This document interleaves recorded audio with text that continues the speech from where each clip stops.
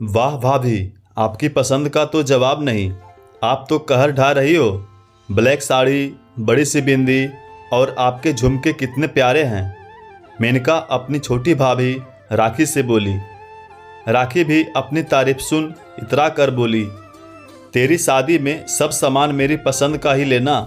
फिर देखना, यहाँ तुम सब मेरी जैसी तारीफ करते हो वैसे ही तारीफें तुम्हारे ससुराल वाले करेंगे। दोनों ननद भाभी हंसते हुए रसोई में आए। रसोई में राखी की जेठानी अर्पिता सब्जी काट रही थी। राखी बोली, लाइए भाभी, सब्जी मैं काट देती हूँ, आप तब तक रसोई के दूसरे काम निपटा दीजिए। भाभी, मुझे सब्जी चॉपर में काटने की आदत है, मुझसे सब्जियाँ चाकू से नहीं काटी जाती। मुझे चॉपर दे दीजिए, वरना सब्जी काटने में ही सारा टाइम वेस्ट हो जाएगा। अर्पिता बोली, राखी, चॉपर तो नहीं है घर में, ज़्यादातर मैं सब्जियां चाकू से ही काट लेती हूँ। राखी बोली, फिर भाभी आप ही काट दीजिए। सब्जियां और मोबाइल हाथ में लेकर तुरंत उसने चॉपर ऑर्डर कर दिया और बोली, भाभी कल तक चॉपर आ जाएगा, फिर उसमें ही सब्जियां काटेंगे। ननद मेनका ने जब यह देखा तो खुश होकर बोली, अरे वाह छोटी भाभी, आपके आने से तो घर में रौनक आ गई है। अब घर में हर जगह नई नई चीज़ें देखने मिल रही है। आपके कपड़े, आपकी ज्वेलरी, आपका सारा सामान कितना यूनिक होता है। इसी को तो कहते हैं स्टैंडर्ड, वरना बड़ी भाभी तो बस जो है उसी में काम चला लेती हैं। राखी बोली, मेनका, बहुत से लोगों को यही पता ही नहीं होता है कि किस तरह ज़िंदगी में रौनक लाई जाती है। अब मुझे ही देख लो, मैंने यहाँ आकर सारी चीज़ें बदल दी, वरना यह घर पहले कहाँ इतना चमकता था, मुझे तो बेजान सा प्रतीत होता था। बोलकर दोनों ननद भाभी हंस पड़ी। मैंने मेरी मम्मी के घर में हमेशा यही होते देखा है, पुराना सामान जल्दी जल्दी निकाल कर नया ले आते हैं। पुराने पर्दे भी 2-3 साल होने के बाद उन्हें बदल देते हैं ताकि घर में हर समय कुछ नया लगे। तभी तो मुझ में भी यही सारी आदतें हैं। मेनका, तुम शायद नहीं जानती, मेरा भाई आलोक तो कपड़े भी ब्रांडेड ही पहनता है। वह अपनी सारी खरीदारी मॉल से ही करता है और कहता है कि मॉल का सामान ही अच्छा होता है। उसे भी घर में बिल्कुल पुरानी चीज़ें पसंद नहीं है, समय समय पर कुछ न कुछ बदलाव करता रहता है। मैंने भी उसी को देखकर अपने जीवन में बदलाव लाने शुरू कर दिए और आज देखो लोग मेरी कितनी तारीफ कर रहे हैं, वरना मैं भी बड़ी भाभी की तरह आउटडेटेड लगती और लोग कहते कि मुझे फैशन का कोई सेंस ही नहीं है। अर्पिता बोली, राखी, जितनी चादर हो उतने ही पैर पसारने चाहिए, वरना पैर खुले रह जाते हैं। मैंने मेरी जितनी चादर थी उतने ही पैर पसारे हैं। महंगी महंगी चीज़ें सामान में भी ला सकती थी, मगर मुझे पता है कि मेरे ज़्यादा पैसे खर्च करने से कल के दिन बड़ी दिक्कत आ सकती है। बीमारी और खर्चा बोलकर नहीं आता है, मगर जब यह आता है तो हमें ना चाहते हुए भी पैसा निकालना ही पड़ता है। उस वक्त हमारी जमा पूंजी ही हमारे काम आती है। इसलिए मेरा मानना है कि हमें पैसा बचाना बहुत ज़रूरी है, जिससे हम बड़ी से बड़ी दिक्कतों का सामना भी आसानी से कर सकते हैं। मैं फिजूल खर्ची में बिल्कुल विश्वास नहीं करती। राखी बोली, भाभी, आपका यह पुराना ज्ञान आपके पास ही रखिए, आपकी हमें कोई ज़रूरत नहीं। और मेनका से हंसकर बोली, इनके कहे अनुसार अगर मैं चलने लगी तो मैं भी इनकी तरह आउटडेटेड बनकर रह जाऊंगी। जिन्हें फैशन के बारे में ज़्यादा ज्ञान नहीं होता वह ऐसे ही बातें करते हैं। अर्पिता कुछ बोली नहीं। अभी देवरानी राखी को शादी किए 1 ही महीना हुआ था और आते ही उसने ससुराल के घर में बदलाव लाने शुरू कर दिए थे। अर्पिता जब घर की बहू बनकर आई तो सास संगीता जी ने घर की सारी जिम्मेदारी बड़ी बहू अर्पिता के कंधों पर डाल दी थी, जिस वजह से अब तक घर का सारा सामान, साज सज्जा की चीज़ें सभी अर्पिता ही देखते आई थी। मगर राखी ने आते ही हॉल से रसोई तक में सारी चीज़ें बदलनी शुरू कर दी।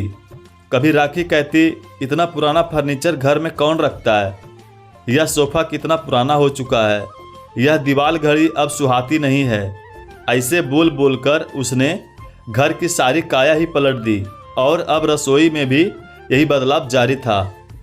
सास संगीता जी और ननद मेनका भी तारीफ करके छोटी बहू की इन हरकतों को और बढ़ावा देते, जिस वजह से राखी को अब आज़ादी मिल गई थी। वह सब अपनी मर्जी से करने लगी थी। किसी को कुछ बताना या पूछना वह जरूरी नहीं समझती थी। अर्पिता बहुत सोच समझकर चीज़ें खरीदती थी। फिजूल खर्ची करने की आदत नहीं थी उसकी, इसीलिए कम बजट में घर को सुंदर बना रखा था अर्पिता ने। पहले जहां सभी अर्पिता की समझदारी की दाद देते थे, वहीं अब राखी ने आकर घर वालों को एक नई दुनिया दिखाई थी। राखी को दिखावा करके लोगों को आकर्षित करने का शौक था।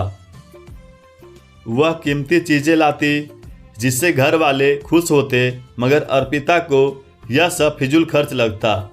एक दिन जब राखी अपने लिए बहुत सारे कपड़े और ज्वेलरी खरीद कर घर आई तो मेनका सारा सामान खोलकर देखते हुए बोली, वाह भाभी, क्या कपड़े खरीदे हैं आपने।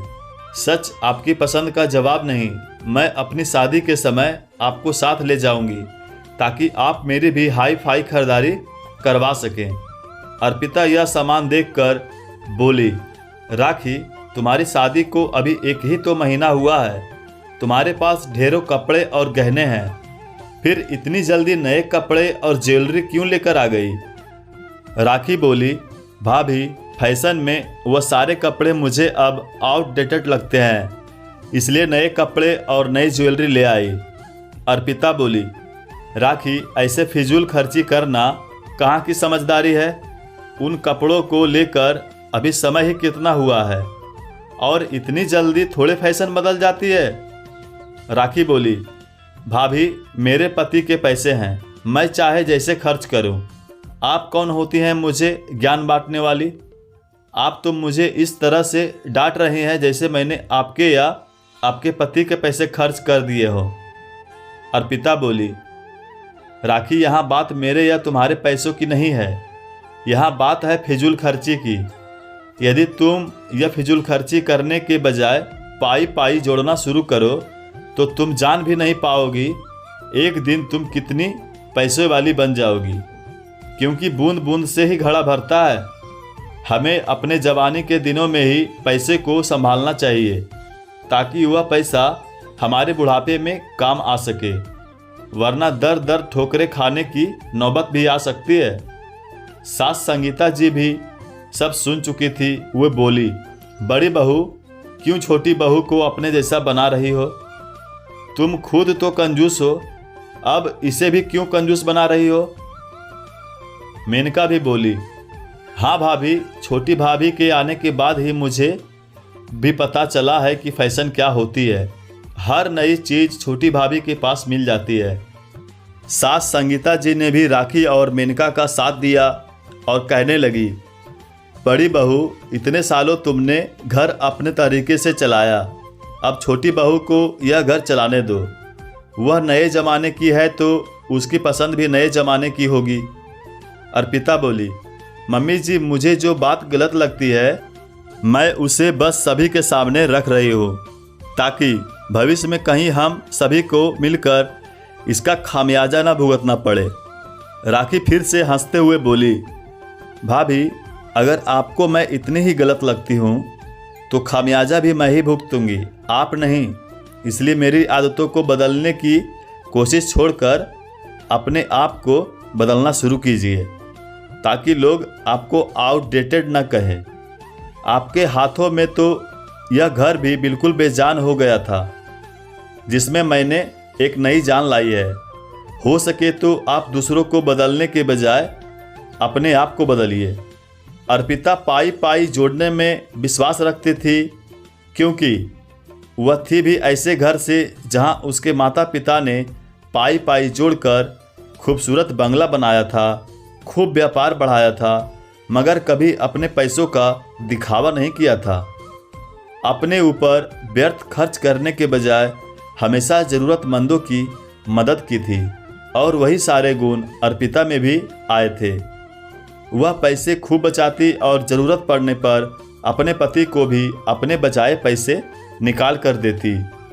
अर्पिता का पति विवेक हमेशा अर्पिता से कहता, मैं किस्मत वाला हूँ जो मुझे तुम्हारी जैसी पत्नी मिली, जो मेरा और मेरे परिवार का ध्यान तो रखती ही है, साथ में पैसे भी बचाती हैं। मगर राखी ने शादी के बाद घर वालों को हर पल यह जताना शुरू कर दिया था कि वह घर ज़्यादा अच्छे से मैनेज कर सकती हैं। अर्पिता तो खुद भी आउटडेटेड है और उसके द्वारा लाया सामान भी। अब घर में कोई भी मेहमान आता तो सास संगीता जी और ननद मेनका दोनों राखी की तारीफों के कसीदे गढ़ते और कहते, छोटी बहू तो खरा सोना है, मगर बड़ी बहू थोड़ी अलग है। बड़ी बहू को भी छोटी बहू के रंग में रंगने की ज़रूरत है, मगर उसे तो अपनी पुरानी चीज़ें और पुराने सामान से ही लगाव है। उसे समझाने का कोई फ़ायदा भी नहीं, क्योंकि उसे लगता है वह अपनी जगह सही है। उसे ज़माने के हिसाब से चलना नहीं आता, अभी भी पुराने ज़माने जैसी बातें करती हैं। भला अब आज के ज़माने में भी कौन ऐसी दकियानूसी बातें करता है। मैं तो बड़ी बहू से भी पुराने ज़माने की हूँ, मगर नई बहू के रंग में रंग गई हूँ। ज़माने के हिसाब से सभी को बदलना चाहिए। राखी यह सब सुनकर बहुत खुश होती और वह रहती भी हमेशा बन ठन कर, क्योंकि वह ज़्यादातर घर के वही काम करती जिसमें उसका मेकअप खराब ना हो। राखी कपड़े धोने मशीन में डाल देती तो छत पर धूप में जाकर उन कपड़ों को सुखाती अर्पिता। राखी सब्जी चॉपर में काट देती तो गैस पर पसीने में सब्जी बनाती अर्पिता। इस तरह ढेरों घर के काम थे जिसमें बिना मेहनत वाला काम राखी कर लेती। अर्पिता भी सब समझती थी, मगर जानती थी सास ननद पर अभी राखी का जादू चढ़ा हुआ है, इसलिए कुछ बोलती नहीं थी। राखी सास और ननद को भी आए दिन उपहार लाकर देती, जिसपे वो दोनों भी खुश रहते थे। अर्पिता तो ज़रूरत पड़ने पर ही चीज़ें खरीदती थी और शादी ब्याह पर ही नई साड़ियाँ खरीदती। बाकी बाजार से कपड़ा खरीदकर उसके सलवार सूट बनवा देती। मगर राखी तो खुद भी मॉल से सारी खरीदारी करती और अब मेनका और सास को भी मॉल से ही खरीदारी करवाती। आज राखी की मम्मी का फ़ोन आया, जिससे राखी बहुत दुखी हो गई। सास संगीता जी के पूछने पर वह बोली, माँ पापा और भाई हमेशा के लिए गांव में शिफ्ट हो रहे हैं। भाई की जॉब नहीं रही और अब इतने भी पैसे नहीं हैं कि वो लोग यहाँ शहर में अपनी ज़िंदगी बसर कर सके, इसलिए हमेशा के लिए गांव जा रहे हैं। संगीता जी ने भी सुनकर दुख व्यतीत किया और बोली, फिर यह शहर का मकान क्या करेंगे? राखी बोली, मम्मी बता रही थी कि भाई कर्जे में पूरी तरह डूब चुका है, इसलिए घर बैंक वाले सील कर रहे हैं। संगीता जी और मेनका यह सब सुनकर स्तब्ध रह गए, क्योंकि जिस मायके और भाई की तारीफ राखी हर वक्त करती रहती, उनका भविष्य इतना दुखदाई हो जाएगा यह किसी ने नहीं सोचा था। और उन्हें इस तरह शहर में अपना सब कुछ छोड़कर हमेशा के लिए गांव में बसर करने जाना पड़ेगा। एक रोज़ राखी का पति आलोक ऑफिस से दुखी होकर आया और सर पर हाथ रखकर बैठ गया। संगीता जी मेनका राखी को बहुत पूछने के बाद भी कुछ बोला नहीं। बड़े भाई विवेक के पूछने पर दुखी स्वर में बोला, भैया मुझ पर कर्जा हो गया है और अब मेरी इतनी ताकत नहीं कि मैं अपनी सैलरी से यह कर्जा चुका पाऊँ। मैं राखी से कितनी बार कहता था कि इतनी फिजूल खर्ची मत करो, मगर इसने मेरी एक न सुनी। जिस तरह इसके मायके वाले को फिजूल खर्ची की वजह से हमेशा के लिए शहर छोड़ना पड़ा, उसी तरह राखी की फिजूल खर्ची की वजह से मुझ पर कर्जा हो गया। यह सब सुनकर संगीता जी और मेनका के होश उड़ गए और राखी निरुत्तर सी खड़ी रही। आलोक बोला, भैया क्या आप मुझे कुछ पैसे उधार दे सकते हैं? मैं धीरे धीरे वह पैसे चुका दूंगा, मगर अभी कर्जे वाले मेरे पीछे पड़े हैं। विवेक बोला, आलोक, मैं भी तो तेरी तरह एक ऑफिस में काम करता हूँ। अभी की अभी मेरे पास तुरंत कहाँ से पैसे आएंगे? उतने में अर्पिता बोली, मैंने पैसे बचाए हैं, मैं वह ला कर देती हूँ। सास संगीता जी, मेनका और राखी सभी की नज़रें शर्म से झुक गई, क्योंकि वे सभी अर्पिता की कंजूसी की आदत को लेकर हंसा करते थे। मगर अर्पिता की यही पैसे बचाने की आदत से आज राखी और आलोक का कर्जा उतर पाएगा। आलोक बोला, भाभी, मैं यह पैसे जल्द आपको वापस करूंगा। आपके बचाए हुए पैसे ना होते तो ना जाने मेरा क्या होता। राखी ने रोते हुए अर्पिता से माफ़ी मांगी और बोली, भाभी, आप सही कहती थी, मगर मैं ही दिखावे और आडंबर की चकाचौंध में आप पर हंसती रही, जिसकी सज़ा मुझे भगवान ने दे दी है। सास संगीता जी बोली, बड़ी बहू, तू सचमुच सही थी, मगर हम लोग ही छोटी बहू की बातों में आ गए थे। हम पर भी आधुनिकता की पट्टी बंध चुकी थी। मेनका बोली, भाभी, मुझे भी माफ़ कर दीजिए। आप सही कहती थी, जितनी चादर हो उतने ही पांव पसारने चाहिए। मुझे आपसे सबक मिल चुका है। अब मैं कभी दिखावे की चकाचौंध में अंधे नहीं बनूंगी और सही गलत में फ़र्क समझ पाऊंगी। दोस्तों, इंसान को कभी भी उतने ही पांव पसारने चाहिए जितनी चादर हो, वरना इंसान को उसका खामियाजा भुगतना पड़ सकता है।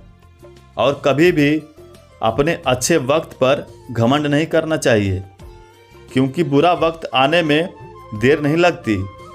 दूसरों पर हंसकर भगवान हमें भी दूसरों की नज़रों में हंसी का पात्र बनाते देर नहीं करता। पाठकों, आपको ये कहानी कैसी लगी हमें कमेंट के माध्यम से ज़रूर बताएं, और इसी तरह की पारिवारिक कहानियाँ और भी सुनने के लिए हमारे चैनल को सब्सक्राइब जरूर करें। कहानी को अपना कीमती समय देने के लिए धन्यवाद।